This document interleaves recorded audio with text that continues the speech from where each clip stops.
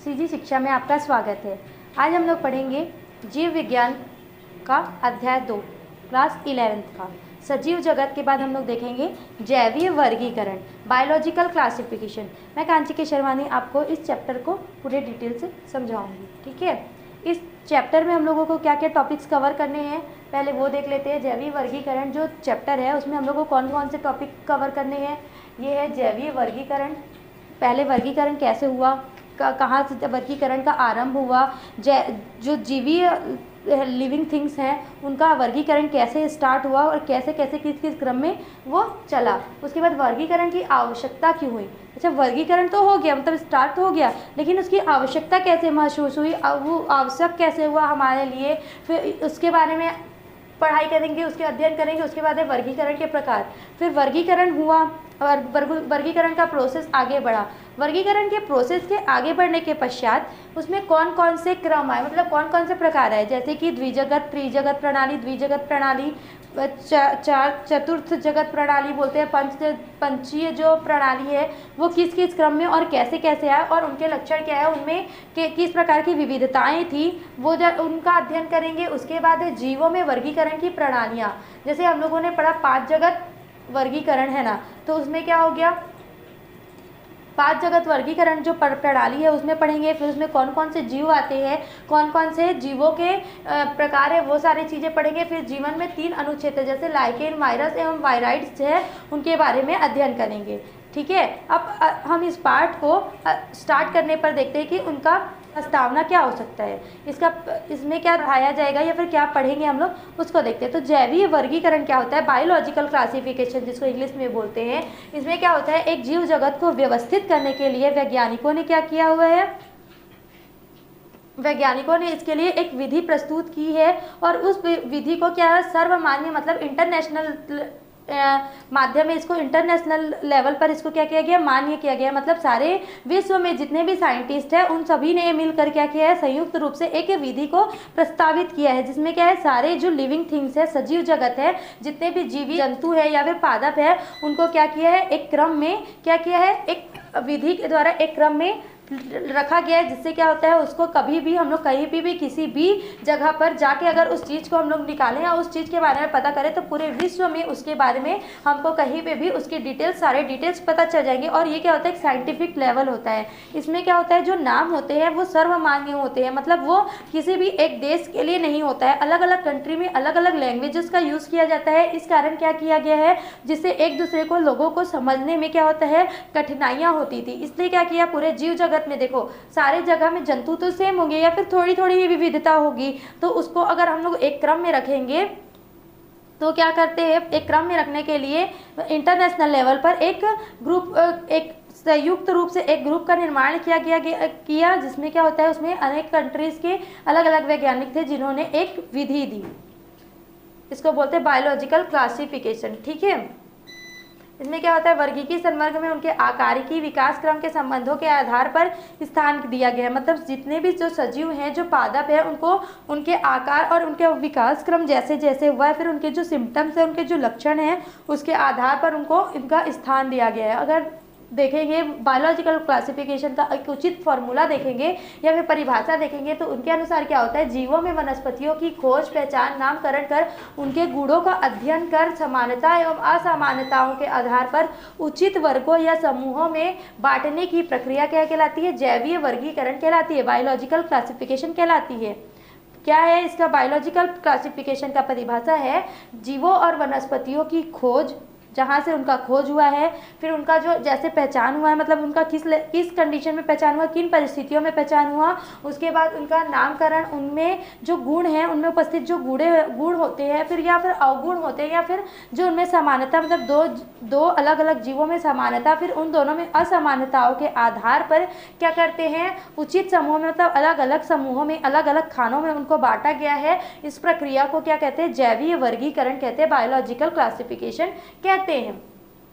वर्गीकरण की आवश्यकता कैसे हुई, नीड ऑफ क्लासिफिकेशन। क्या है वर्गीकरण की आवश्यकता, क्या है, पृथ्वी पर जितने भी जीव जंतु उपलब्ध है उनकी खोज करना, मतलब जितने भी समस्त जीव जंतु क्या होता है, हर साल हमारे विश्व में 7 से 8 मिलियन नए जंतुओं की खोज होती है। ठीक है,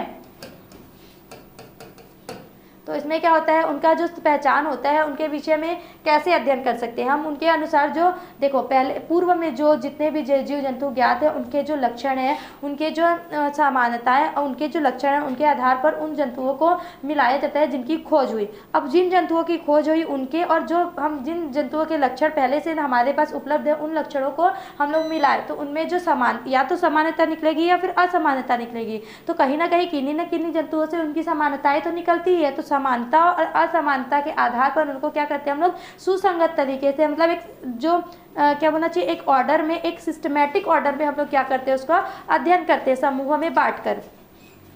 तो उसके लिए क्या होता है, हम लोग वैज्ञानिक तरीके से उसका अध्ययन करें जीव जंतुओं का। उसके बाद क्या है, जीव विज्ञान की वह शाखा जिसके अंतर्गत जीवों के नामकरण तथा वर्गीकी का अध्ययन किया जाता है, उसको क्या बोलते हैं, टैक्सोनॉमी बोलते हैं।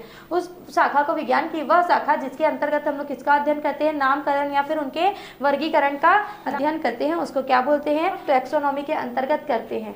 इसकी आवश्यकता क्यों है क्लासिफिकेशन की, पृथ्वी पर ज्ञात सभी जो जीव होते हैं उनके विषय एक साथ सरलता पूर्वक अध्ययन करने के लिए वर्गीकरण आवश्यक है।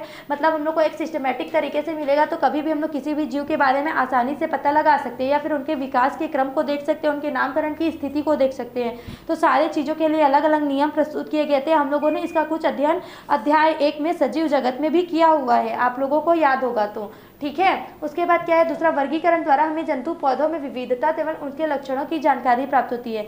जब हम लोग किसी भी जीव के बारे में पढ़ेंगे या फिर किसी भी जीव के बारे में डिटेल निकालेंगे तो उनकी नामकरण कैसे हुई, उनका जो सिम्टम है वो क्या क्या था, उनकी सारे डिटेल्स कैसे निकलेंगे, हम लोग वर्गीकरण के माध्यम से। क्योंकि देखो एक चीज़ क्या होता है, अगर हम लोग किसी भी चीज़ को याद करते हैं, याद रखना चाहते हैं तो हम भूल जाते हैं, लेकिन हम उन्हीं चीज़ों को क्या करते हैं, एक सिस्टमेटिक तरीके से लिख कर रखे रहते हैं। तो कभी भी हम लोगों को उस चीज़ की आवश्यकता होती है तो हम लोग क्या करते हैं, अगर अपनी कॉपी और बुक्स अगर हम लोग पलट के देखें तो वो चीज़ हमको तुरंत याद आ जाता है। लेकिन हम लोग ऐसे करेंगे कि हमको ये भी याद रखना है, हमको वो भी याद रखना है, तो सारी चीज़ों को हम लोग याद नहीं रख सकते। ये क्या है, क्लासिफिकेशन का एक रूल है, ठीक है।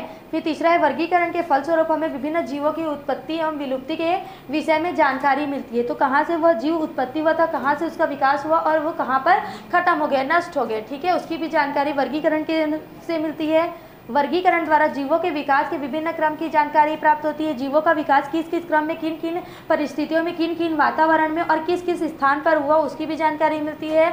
वर्गीकरण के अध्ययन से संयोजक कड़ी जीवाश्म का ज्ञान होता है। संयोजक की कड़ी मतलब क्या होता है, दो जीवों के बीच जो समानताएं, कुछ समानताएं लगभग प्रकार की होती है। मतलब उससे क्या होता है, इस जीव का विकास हुआ। जैसे हम लोग बोलते हैं कि जो आदि मानव थे वो पहले बंदर का रूप होते थे, फिर क्या हुए, मानव का विकास हुआ। तो इस संबंध में क्या हो गया, जो आदि मानव थे उसके जो बीच का आधा वाला जो क्रम होगा उसको क्या बोलते हैं, उसको संयोजक कड़ी बोलते हैं। जीवाश्म क्या बोलते हैं, जीवाश्म मतलब कोई भी जंतु अगर नष्ट हो जाते हैं और वो दब जाते हैं, उसके बाद वो बहुत सालों के बाद वो निकलते हैं, तो उन जीवाश्म का अध्ययन हम लोग कैसे करेंगे, उनमें जो लक्षण थे, उनकी परिस्थितियों, उनका जो शारीरिक संरचना होगा, उस हिसाब से उसका हम लोग समानता निकालेंगे। कहाँ से, वर्गीकरण में। फिर ये किस जंतु का है, फिर उसके जो आकार, आमाप और जो आपका बॉडी स्ट्रक्चर है, फिर वो किन परिस्थितियों में अनुकूलित थे या फिर सर्वाइव कर रहे थे, उसका भी पता आसानी से लगाया जा सकता है। वर्गीकरण का उद्देश्य क्या क्या हो सकता है, जीवों के बीच स्थिर परस्पर संबंधों का अध्ययन।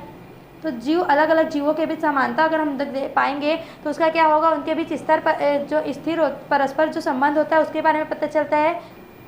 जीवों की पहचान व नामकरण करना। जीवों की पहचान कैसे होगी, हम लोग क्या करेंगे, हम लोग को जब नए जीव मिलते हैं तो हम लोग क्या करेंगे, जो पहले से हमको प्राप्त जीवों के वर्गीकरण है उनके उनसे हमका क्या करेंगे, जो नए प्राप्त जीव हैं उनको पुराने प्राप्त जीवों के लक्षणों का हम लोग मिलान करेंगे। तो फिर जो उनमें समानताएं होंगी और उनके जो असमानताएं होंगी उनके आधार पर क्या करेंगे, उनका पहचान करेंगे। उसके बाद उनके लक्षणों के आधार पर उसका नामकरण करते हैं, ठीक है। फिर थर्ड बोल रहा है कि जीवों की उत्पत्ति एवं विलुप्ति। जीवों की उत्पत्ति, जब जंतुओं की खोज होती है वो तो उत्पत्ति हो गई, ठीक है, पहला चीज़। फिर जब उसकी विलुप्ति, जब वो कहाँ पे समाप्त हो जाते हैं उसके आधार पर क्या करते हैं, उनकी जानकारी हम लोग को प्राप्त। हम लोग बहुत सालों के बाद भी हम लोग अगर अपना जो वर्गीकरण का बुक पलटा के देखेंगे तो हमको पता चल जाएगा कि कौन से जीव की उत्पत्ति कब हुई थी और उनकी विलुप्ति, उत्पत्ति के साथ साथ विलुप्ति भी कब हुई थी, या फिर वो जीव आज भी विद्यमान है या नहीं। ये सारी डिटेल्स कहाँ से पता चलेंगे, जब हम लोग वर्गीकरण को अपनाएंगे। तो जीवों के विकास के क्रम का निर्धारण करना। जीवों का विकास का क्रम हमको कैसे पता चलेगा कि जब जीव हैं उनका अलग अलग समय पर अलग अलग परिस्थितियों में उनका अध्ययन हम लोग कंटिन्यू रखेंगे तो उनका क्या होगा, उनका जो विकास का क्रम है वो निर्धारित हो जाएगा। बाद में हम लोग को पता चल जाएगा कि कैसे कैसे किस किस वे पे उनका विकास हुआ था, किस किस टाइम पे कैसा कैसा विकास उन जीवों का हुआ था। उसके बाद देखते हैं वर्गीकरण के प्रकार। वर्गीकरण दो प्रकार का होता है, कृत्रिम प्रणाली होती है एक, और एक होती है प्राकृतिक प्रणाली। उसका अध्ययन बाद में देखेंगे, पहले देखते हैं कि ये क्या है। वर्गीकी एक क्या होता है, नामकरण तथा वर्गीकरण की प्रणालियों का अध्ययन किया जाता है। वर्गीकरण की प्रणालियों के अध्ययन टैक्सोनॉमी कहलाता है। अभी हम लोगों ने पहले ही पढ़ा कि हम लोग जिसमें वर्गीकरण का हम लोग अध्ययन करते हैं, जिस विज्ञान की वह शाखा जिसमें हम लोग वर्गीकरण का अध्ययन करते हैं वो टैक्सोनॉमी या वर्गीकी कहलाता है। ठीक है, वर्गीकी शब्द का उपयोग सर्वप्रथम किसने किया था, APD कैंडोले ने किया था।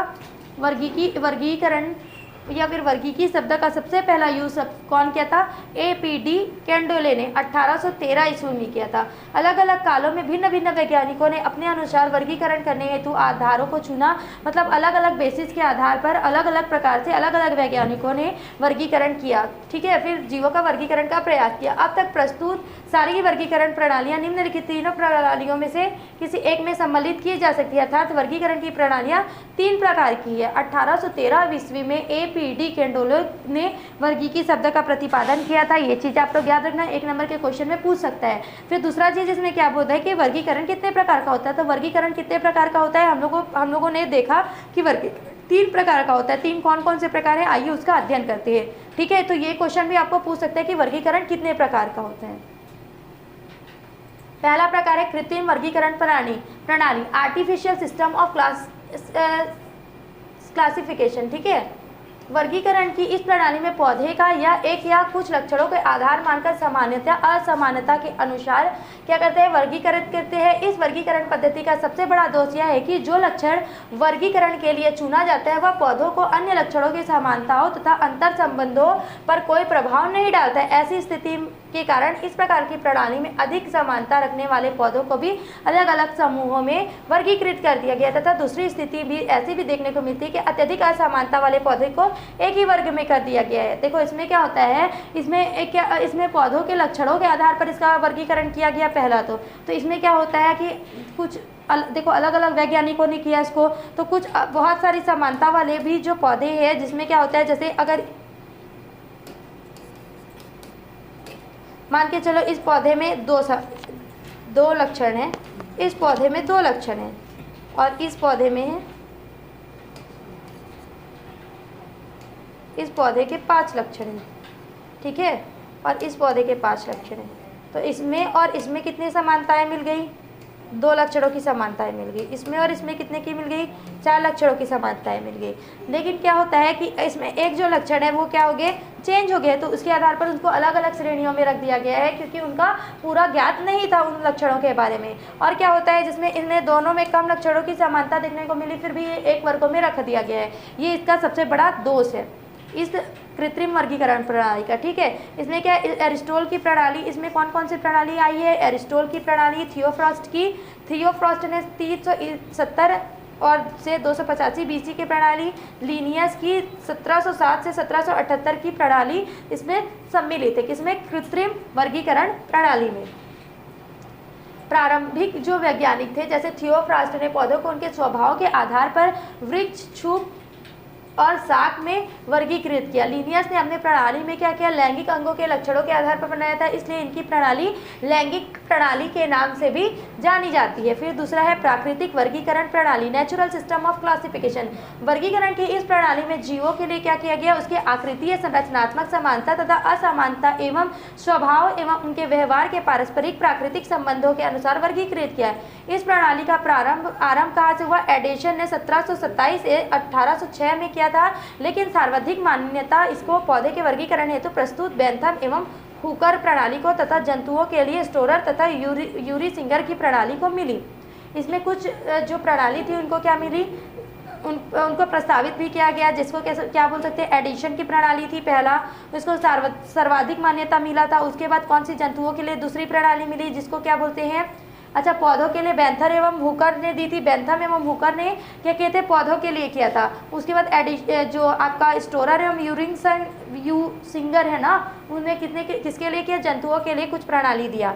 ठीक है। जंतु वैज्ञानिकों के अनुसार वर्गीकरण प्राकृतिक पद्धति में जाति, वृत्ति एवं विकासात्मक दोनों गुणों का उपयोग किया जाना चाहिए, जबकि वनस्पति वैज्ञानिकों के अनुसार प्राकृतिक वर्गीकरण में जाति, वृत्तीय गुण एवं उपयोग नहीं होना चाहिए। दोनों का अलग अलग, दोनों वैज्ञानिकों का अलग अलग मान्यता था कि देखो, जूलॉजिस्ट जो बोलते हैं वो बोलते हैं कि जो विकास, जाति वृत्ति मतलब जो जाति का विकास हुआ या फिर उसके बाद विकासात्मक जो दोनों गुण थे उनका क्या किया गया, उपयोग किया जाना चाहिए वर्गीकरण में। लेकिन जो बॉटनिस्ट थे उनके अनुसार क्या बोलते हैं कि जो जातीय वृत्तीय था उसका विकासात्मक उपयोग साथ में नहीं किया जाना चाहिए। तो सैद्धांतिक स्थितियों में जो भी कहे, परंतु सभी प्राकृतिक प्रणालियों में इन दोनों गुणों का उपयोग वर्गीकरण के लिए किया गया था। ठीक है, एक साथ हो रहा था। तो जातीय वृत्तीय वर्गीकरण प्रणाली जो थी वो क्या है, जातीय वृत्तीय वर्गीकरण प्रणाली से तात्पर्य क्या है कि वह प्रणाली जिसमें जीवों के वर्गीकरण उसके विकासात्मक एवं आनुवांशिक संबंधों के आधार पर जैसे जैसे जीवों का विकास हुआ और उनके मध्य जो अलग अलग जंतुओं के मध्य आनुवांशिक संबंध थे उनके आधार पर किया जाता था, तो जातीय वृत्तीय प्रणाली के नाम से सूचित किया जाता है। इस प्रणाली के उदाहरण के रूप में एंगलर प्रांटल की प्रणाली को मान्यता मिली गई, फिर बेजे की प्रणाली, हसिंचन की प्रणाली तथा तख्ताजन की प्रणाली मानी जाती है। जातीय वृत्तीय प्रणाली को क्लैडिस्टिक ने प्रस्तुत किया था। ठीक है, फिर जीवों की वर्गीकरण प्रणालियाँ, systems of classification of living beings, जैसा कि पहले की वर्णित किया जा चुका है कि आकारिकीय, शारीरिकी, कोशिकीय और जातीय वृत्तीय समानता एवं असमानता के आधार पर जीवों को विभिन्न समूहों में श्रेणीबद्ध किया गया, मतलब सिस्टमेटिक जमाया गया, उसको ही क्या कहते हैं, वर्गीकरण कहते हैं। ठीक है, वर्गीकरण की क्रिया जीव जंतुओं के अध्ययन को क्या कहती है, सुगम बनाती है, मतलब सरल बनाती है कि वो कैसे, कहाँ से आए और कौन कौन जीवों में समानताएं हैं और असमानताएं हैं, या फिर उनके जो शारीरिक और शारीरिक असमानता फिर या फिर उनका जो जातीय समानता है वो कैसा है, उनका कोशिकीय समानता के बारे में भी बात किया गया। या विकास के क्रम की पहली विकास का क्रम का भी व्याख्या कर सकता है कि किस किस परिस्थितियों में कैसा कैसा विकास। यह जीवों के दो समूहों के बीच संयोजन सेतु को बतलाता है। ठीक है, और ये क्या होता है, ये वातावरण के अनुसार जीवों में पाए जाने वाले अनुकूलित जो लक्षण होता है उसको दर्शाता है। क्या होता है कि जब जिस समय में, जिस परिस्थितियों में जो वातावरण में जंतु सर्वाइव कर रहे होते हैं, जीव जंतु सर्वाइव कर रहे होते हैं, उसको कौन दर्शाता है कि अगर उसको क्या करते हैं हम लोग, नोट करते हैं। ठीक है, वर्गीकरण जब वर्गीकरण किया जाता है उसका, तो विकास के साथ साथ उसके वातावरण को भी नोट किया जाता है, जिससे क्या होता है, उसका अनुकूलित जो लक्षण रहता है उसको भी वो बताता है। वर्गीकरण पद्धति पौधों की जाति वृत्ति स्थिति का भी ज्ञान कराने में सक्षम होता है। कौन सा पौधा कौन से जाति का है, कौन सा गण का है, कौन सा कुल का है, इसका भी जानकारी कौन देता है, वर्गीकरण प्रणाली के माध्यम से होता है। ठीक है, किंगडम सिस्टम ऑफ क्लासिफिकेशन, जगत वर्गीकरण प्रणाली, इसमें क्या होता है, जीव विज्ञान के अध्ययन के प्रारंभिक दिनों में सजीवों को दो समूहों तथा पौधों तथा जंतुओं में बांटकर अध्ययन किया जाता था। ठीक है, सबसे पहले जब वर्गीकरण हुआ था ना, तब जो जीव होते हैं, मतलब जो लिविंग थिंग्स हैं, उनको कैसे बांटा गया था, पहला पादप के रूप में और दूसरा जंतु के रूप में, उसका अध्ययन अलग अलग करके वर्गीकृत किया जाता था। इसका अध्ययन सबसे पहले किसने किया था, वर्गीकरण है तो सबसे पहली बार अरस्तु द्वारा वैज्ञानिक तथ्यों का आधार बनाया गया था। अरस्तु जो थे ना, वो अरस्तु कौन थे, बॉटनिस्ट थे ना, क्या वनस्पति वैज्ञानिक थे। वनस्पति वैज्ञानिक क्या करा था, वो क्या किए थे, वैज्ञानिक आधार दिए थे, किसके लिए, वर्गीकरण के लिए। देखते हैं अब कौन कौन से प्रणालियां हैं वर्गीकरण की। पहला था वर्गीकरण की द्विजगत प्रणाली, two kingdom system of classification. द्विजगत प्रणाली, ये नाम से ही स्पष्ट है कि इसमें दो जगत को अलग अलग दो रूपों में बांट कर किया गया था। तो इस पद्धति का कौन किया था, सबसे पहले अपनी पुस्तक में लिनियस ने अपनी पुस्तक में क्या किया था, इसको सिस्टेमा नेचुरी नाम का उनका एक बुक पब्लिश हुआ था। कब, 1758 में, किनका, लिनियस का। उसमें उसने प्रस्तुत किया था, उसमें बताया था, उसमें संपूर्ण जगत को कितने प्रभागों में विभक्त किया था, दो भागों में विभक्त किया था। प्रकाश संश्लेषण की क्षमता वाले जीव को पादप जगत में तथा जो आहार तथा क्या होता है, अप्रकाश संश्लेषी जीवों को जंतु जगत में रखा था। मतलब दो भागों में विभक्त किया। पहला जो प्रकाश संश्लेषण करते हैं, फोटोसिंथेसिस की क्रिया होती है, मतलब क्या करते हैं, अपना भोजन सूर्य के प्रकाश और जल में क्लोरोफिल की उपस्थिति में बनाते हैं। उसको एक जगत में रखा और दूसरे जगत में क्या रखा, जो अप्रकाश संश्लेषण, मतलब जो प्रकाश संश्लेषण की क्रिया में भाग नहीं लेते हैं, ऐसे जंतुओं को क्या किया, दूसरे भाग में रखा। तो एक जो प्रकाश संश्लेषण कहते हैं, फोटोसिंथेसिस की क्रिया को अपनाते हैं, उसको बोलते हैं पादप जगत। और जो फोटोसिंथेसिस की क्रिया को नहीं अपनाते, मतलब अप्रकाश संश्लेषित था, उसको बोलता था जंतु जगत। जो अप्रकाश संश्लेषी जीव होता है ना, उसमें क्या होता है, पोषक जो पदार्थों को अंतर्ग्रहण करने की और क्या बोलते हैं उसको गमन करने की क्षमता पाई जाती है, मतलब उनमें आहार नाल उपस्थित होता है। तब तो भोज्य पदार्थ एक स्थान से दूसरे स्थान पर गमन होगा। अंतर्ग्रहण मतलब क्या होता है, भोजन को अपने मुंह में रख के अंदर ले लेना, ठीक है। पादप जगत के अंतर्गत कवक, शैवाल, ब्रायोफाइटस, टेरिडोफाइटस, नग्न बीजी मतलब जिम्नोस्पर्म तथा एंजियोस्पर्म जैसे जीव आते हैं। नग्न बीजी किसको बोलते हैं, जिसके सीड में मतलब जिसके बीजों में आवरण नहीं पाया जाता, उसको क्या बोलते हैं, नग्न बीजी। आवृत बीजी किसको बोलते हैं, आवृत बीजी मतलब होता है जिससे सीड में क्या होता है, कोट पाया जाता है, मतलब वो सीड ढका होता है एक आवरण से, उसको बोलते हैं आवृत बीज। जैसे जीव आते थे जंतु जगत में, क्या आते थे, प्रोटोजोवंस, स्पॉन्जिस, क्रीमी मतलब वही जो आप केचुआ वेचुआ देखते हैं ना, क्रीमी वर्म्स, उसको बोलते हैं वो एक भाग होता है जो केचुआ होता है, वो क्रीमी वर्म्स का क्या होता है, एक पार्ट होता है ना। कीट, इंसेक्ट्स जो होते हैं आपके, जितने भी कीट पतंगे होते हैं, घोंगे, मछलियाँ, सरीसृप मतलब रेप्टाइल वर्ग जितना भी आता है, जितने भी सांप के वैरायटीज़ है वो, मछलियाँ जितने भी, छोटी मछली बड़ी मछली जितने भी मछलियाँ वो, और क्या उभयचर एम्फीबियंस। उभयचर किसको बोलते हैं हम लोग, डक को बोलते हैं। डक मतलब होता है बतख आपका। ऐसे और बहुत सारी चीज़ होते हैं जैसे कछुआ, ठीक। और क्या उसके बाद एविस पक्षियाँ, जितने भी बर्ड्स होते हैं, जितने भी स्तनी मतलब मैमल्स, जितने भी जंतु होते हैं ना, वो सारे किस में आते थे, जंतु जगत में आते थे, ठीक।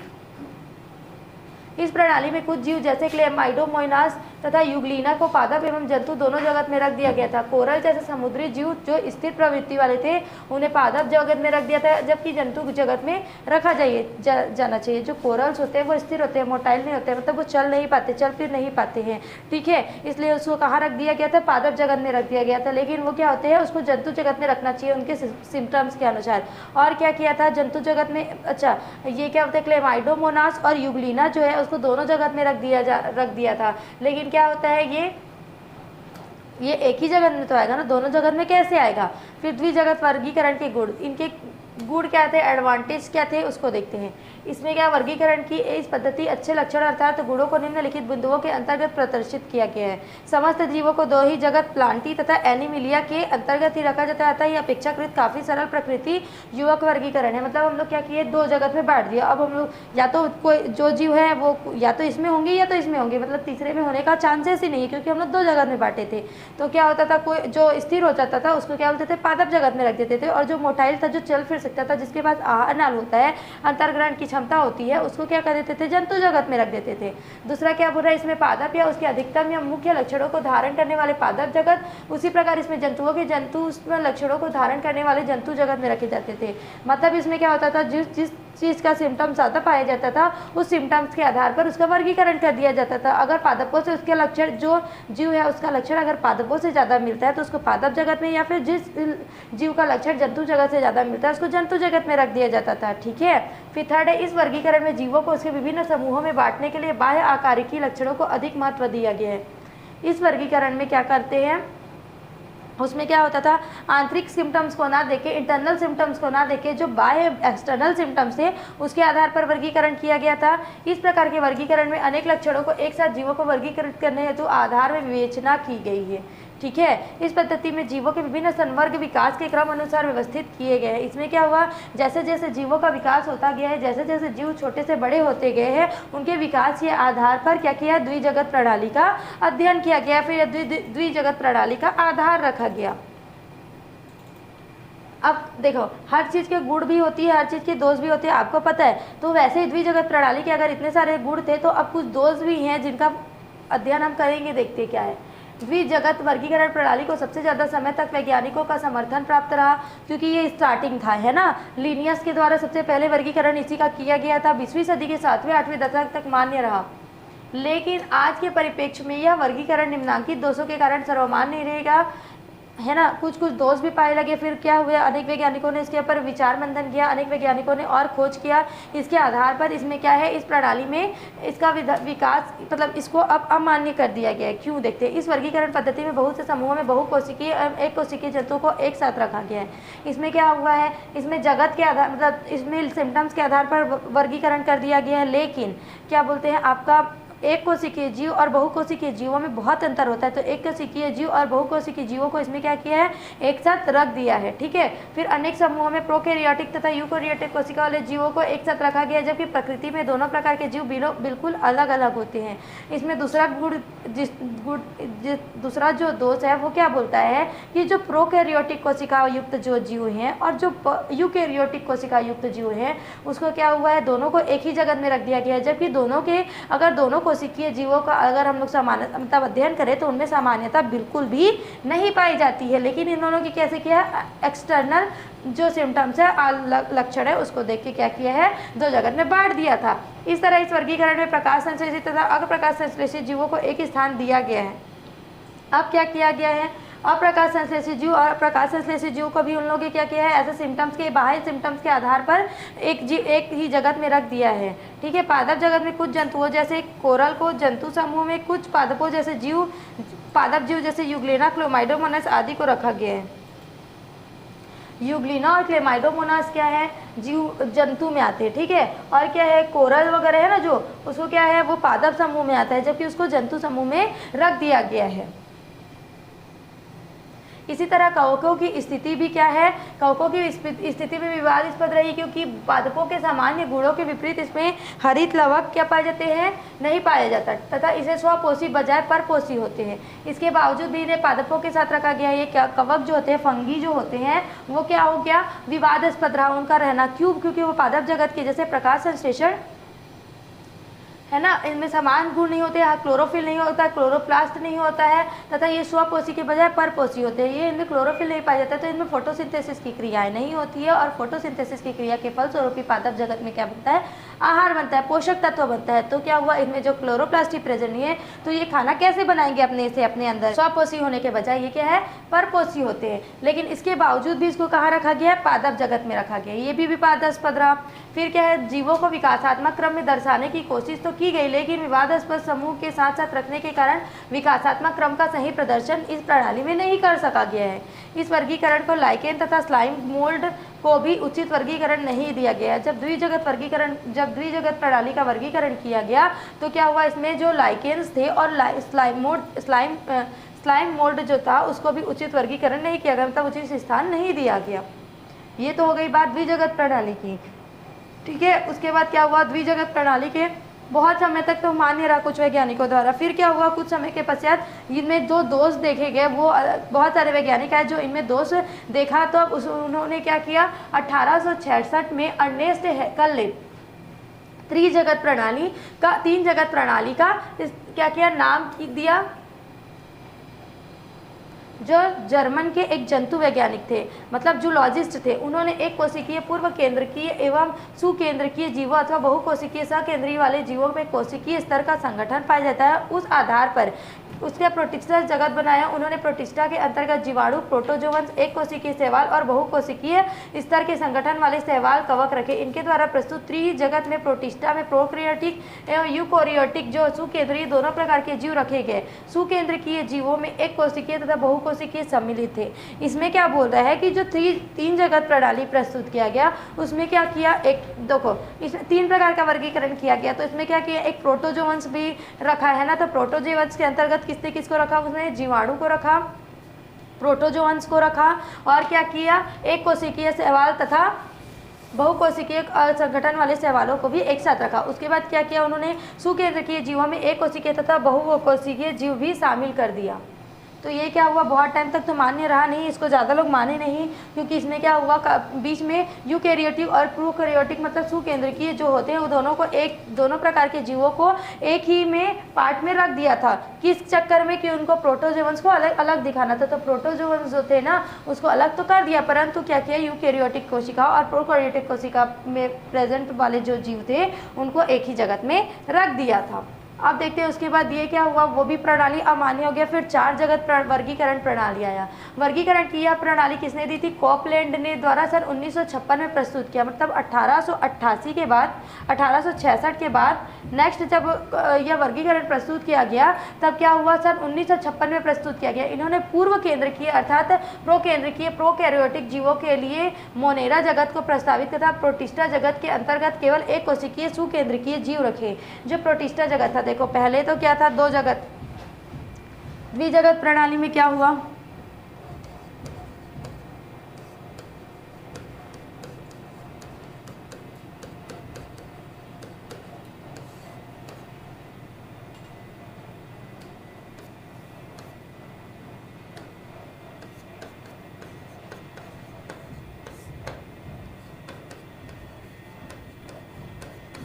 ठीक। फिर दूसरा आया तीन जगत प्रणाली,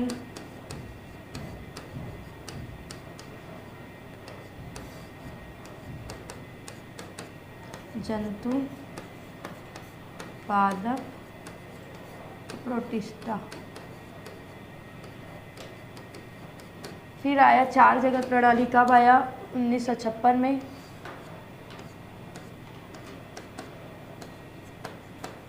जंतु, पादप, मोनेरा और प्रोटिस्टा। चार जगत प्रणाली आया है ना। चार जगत प्रणाली में क्या हुआ, उसमें एक मोनेरा जीव को मोनेरा संघ का मतलब मोनेरा जगत का प्रतिपादन किया। ठीक है, इसको किसने प्रतिपादित किया था, कोपलैंड ने प्रस्तावित किया था।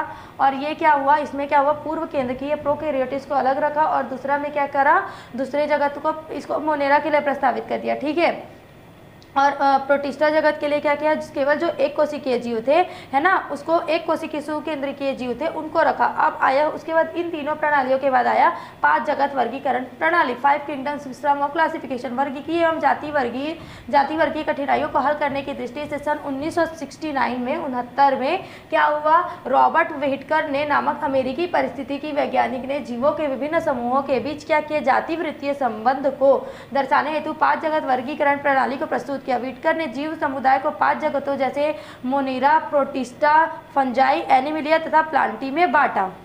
इन्होंने क्या किया, आर.एच. व्हिटकर ने 5 जगत में बांटा। ठीक है,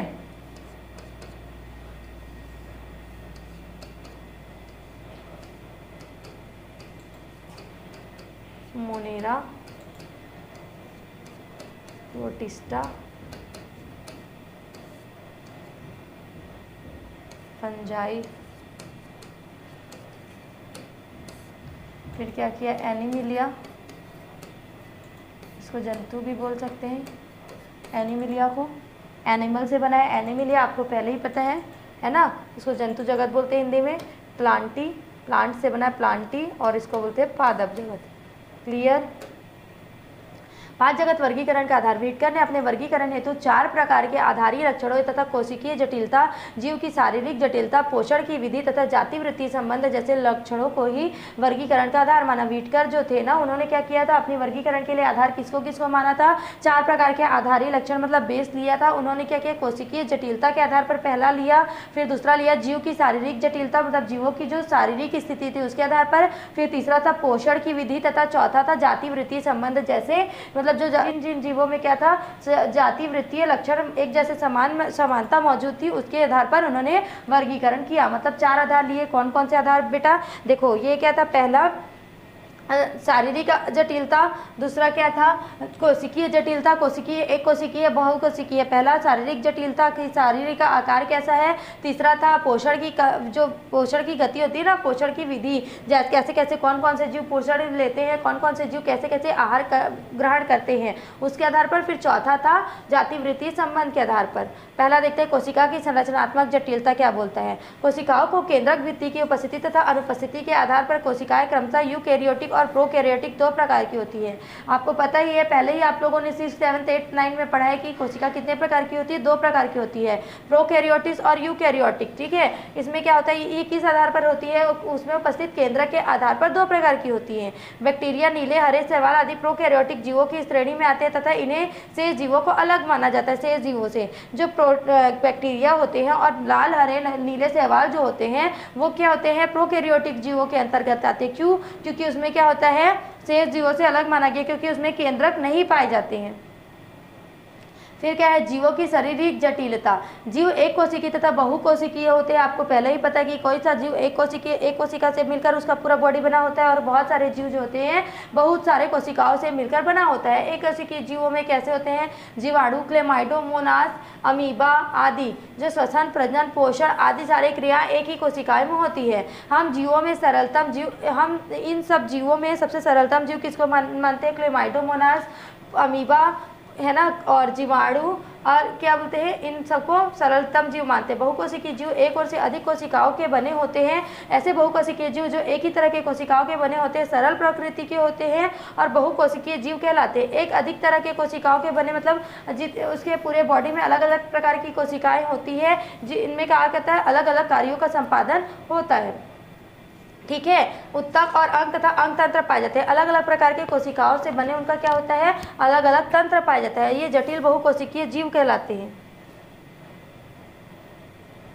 दो चीज़ देखिए हम लोग, क्या ये दो प्रकार के होते हैं ना, जीवों में शारीरिक जटिलता कैसे होते हैं, कोशिकीय और बहुकोशिकीय के आधार पर। तो एक कोशिकीय जीव कैसे होते हैं, जिनके सारे बॉडी के जो काम होते हैं, श्वसन, पाचन और शोषण वगैरह जितने भी होते हैं वो एक ही कोशिका में होते हैं। इसको क्या बोलते हैं, ये कौन कौन से जीव आते हैं इसमें, जीवाणु, क्लेमाइडोमोनास और अमीबा। बहुकोशिकीय जीव दो प्रकार के होते हैं। ठीक है, पहला जो होता है जिसमें एक ही प्रकार के कोशिकाओं से उसका पूरा शरीर बना होता है, इसको क्या बोलते हैं, सरल बहुकोशिकीय जीव। और एक जो होता है जिसमें बहुत सारे अलग अलग टाइप के कोशिकाओं होते हैं और बहुत सारे कोशिकाओं से मिलकर उसका पूरा बॉडी पार्ट्स बना होता है, जिसमें जो अलग अलग प्रकार की कोशिकाएं हैं वो अलग अलग कार्यों का संपादन करती है। क्लियर। अब देखते हैं पोषण की विधि। पोषण प्राप्त करने की विधि क्या होती है, सब में अलग अलग विधियां होती है। पौधों में पोषण कैसे होता है, दो प्रकार का होता है। पहला है स्वपोषी, प्रकाश संश्लेषण की क्षमता वाले जीवों को, मतलब प्रकाश संश्लेषण की क्षमता जिसमें होती है जिन पौधों में, उसको क्या बोलते हैं, स्वपोषी। इसमें क्या होता है, COHO की अभिक्रिया के फलस्वरूप कार्बोहाइड्रेट बनाने की क्षमता होती है। ऐसे पौधे में कार्बन मोनोऑक्साइड तथा हाइड्रोजन और ऑक्सीजन की अगर अभिक्रिया होती है तो उसमें क्या होता है, कार्बोहाइड्रेट बनाने का क्षमता होता है, कैपेसिटी होती है। ठीक है, फिर दूसरा है विषमपोषी। ऐसे पौधे जो प्रकाश संश्लेषण की क्षमता नहीं कर पाते हैं वो क्या करते हैं, रहित होते हैं, है ना, विषमपोषी कहलाते हैं। ये अंशतः या पूर्णतः दूसरे जीवों पर अपने पोषण के लिए क्या होते हैं, आंशिक परजीवी होते हैं। उदाहरण विस्कस, लोरेंथस आदि पूर्ण परजीवी कहलाते हैं। पूर्ण परजीवी पौधे के उदाहरण में कुट्टा है, ओरोबैंकी है और रेफ्लिशिया आदि प्रमुख है। रेफ्लिशिया क्या होता है, बहुत बड़ा फूल देता है, सबसे बड़ा फूल देता है। ठीक है, फिर तीसरा है मृतोपजीवी। इस प्रकार के श्रेणी वाले जो पौधे होते हैं वो अपना पोषण कहाँ से प्राप्त करते हैं, जो सड़े गले पदार्थ होते हैं वहाँ से अपना पोषण प्राप्त करते हैं। ये विशेष प्रकार के प्रकीर्णों को स्त्रावित करते हैं, मतलब क्या करता है, ये अनेक प्रकार के रसायनों को अपने बॉडी से सिक्रेट करते हैं, जिससे क्या होता है, जो सड़े गले मृत पदार्थ होते हैं ना वो क्या हो जाते हैं, वो जटिल पदार्थ के रूप में होते हैं, जो सरल पदार्थों के रूप में अपघटित हो जाते हैं। ठीक है, और उससे उनको जो पौधे होते हैं उनको अवशोषित करने में, अवशोषण करने में सहायता मिलता है, क्योंकि वो सरल पदार्थ होते हैं। उदाहरण कौन से पौधा है, मोनोट्रोपा, कीटभक्षी पौधे।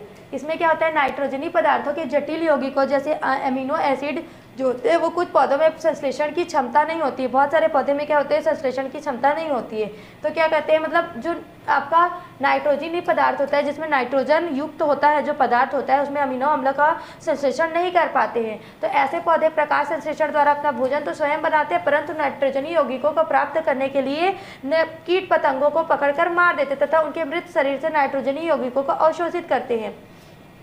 क्या होता है, कुछ पौधे होते हैं जिनमें क्या होता है, प्रकाश संश्लेषण की क्रिया तो होती है, मतलब प्रकाश संश्लेषण की क्रिया उन लोग कर पाते हैं और अपना भोजन स्वयं बना लेते हैं, लेकिन क्या होता है उनमें नाइट्रोजनी पदार्थों को, जटिल यौगिकों जैसे अमीनो अम्ल जो होते हैं ना नाइट्रोजन पदार्थ में प्रकाश संश्लेषण की क्रिया में, तो क्या होता है, अमीनो अम्ल को वो संश्लेषित नहीं कर पाते हैं, उनका क्षमता उतना नहीं होता है कि वो नाइट्रोजनी पदार्थ को संश्लेषित कर सके, लेकिन उनकी बॉडी को नाइट्रोजन की आवश्यकता तो होती है ना। तो नाइट्रोजन की आवश्यकता होने पर क्या होता है, वो ऐसा फ्लावर्स होते हैं, ऐसे पौधे होते हैं जो ऐसे खुले रहते हैं। फिर जब कीट पतंग आते हैं ना, कीट वीट उड़ते उड़ते आते हैं तो उसको ऐसे पकड़ लेते हैं और ऐसे बंद हो जाते हैं, ऐसे खुले रहते हैं पहले, फिर जब कीट पतंग उनके ऊपर मंडराते हैं तो वो ऐसे बंद हो जाते हैं, और बंद होने के बाद क्या होता है, कीट पतंगे जो है उसमें फंस जाते हैं, जिससे उनके बॉडी से नाइट्रोजन यौगिकों को वो पौधे अवशोषित कर लेते हैं, चूस लेते हैं। उनमें क्या पाया जाता है, कंटक पाया जाता है, मतलब कुछ ऐसे संरचनाएं पाई जाती है, ऐसी संरचनाएं होती है उनकी बॉडी पार्ट्स में कि वो उनको